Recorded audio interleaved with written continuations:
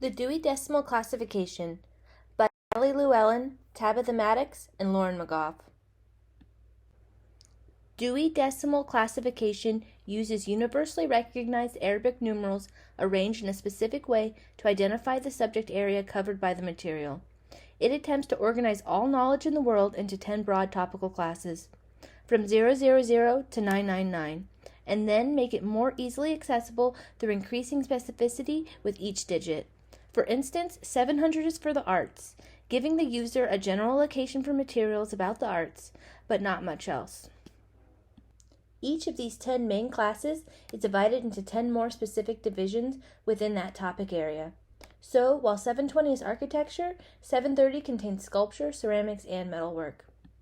Thirdly, there are 10 sections in each of these topic subdivisions. If a user is in the 730s, there are the sections such as 733, Greek and Roman sculpture, and 738, ceramic arts. The 3 digits can then be followed by a decimal and other numbers needed for more specificity. So, within the 738 classification of ceramic arts, mosaics can be labeled as 738.5 and 738.6 is tile. However, some topics may span a few different classifications.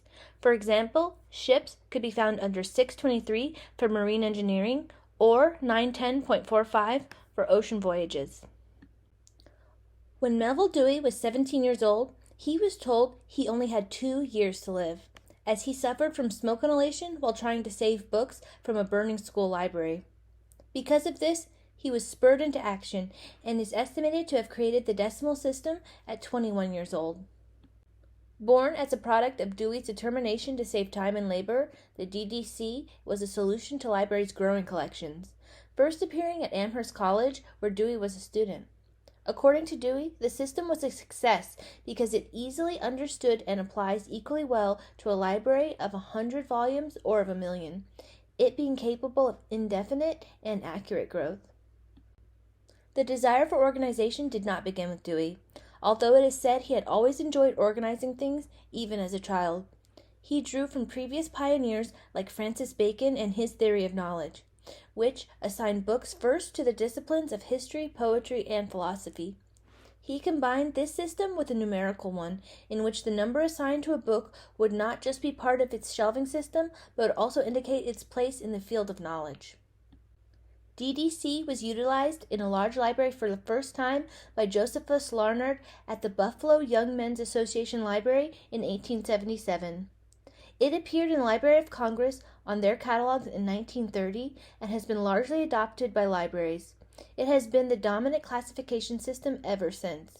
However, more and more libraries are now looking at moving away from the DDC, as many librarians believe that the Dewey Decimal System does not accurately describe their increasingly diverse collections. What are the pros and cons of this classification system? The DDC has a long-standing history of success. Like some say, if it's not broken, don't fix it. But within that history is also a questionable legacy, including sexual assault allegations and anti-Semitism. When a user has a book already in mind, it's easy to find similar books on that topic. But the system is not conducive to browsing for someone who doesn't know what they want already. It's also used in Japan, Korea, and China, but not the rest of the world. And it's biased towards the United States and the West in general, including Western religions, especially Christianity. In conclusion, it is time for change. The Dewey Decimal Classification is a long-used and important book organization system, but getting rid of it to use the system that is used in most of the world makes sense.